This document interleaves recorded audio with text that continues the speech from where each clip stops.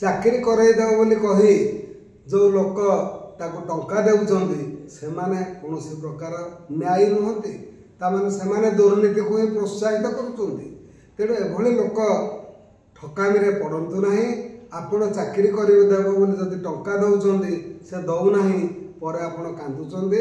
मने रखंतु आपण एटा दुर्नीति को प्रोत्साहित करुछंती।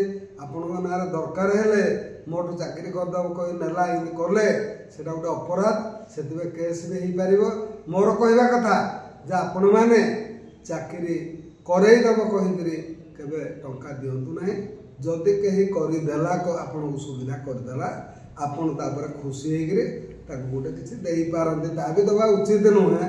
आपन अति ग्लाड हेले अति खुशी हेले दे पारती किंतु आगुरी मो टंका दे चाकरी रे पशिबी कहूँ आपण को न्याय रहिले जे आपण को आईनटा साहाय्य करिवो। तेणु समस्ते एतिर सावधान हुंतु। काहार के टंका दिंतु ना चाकरी पाई।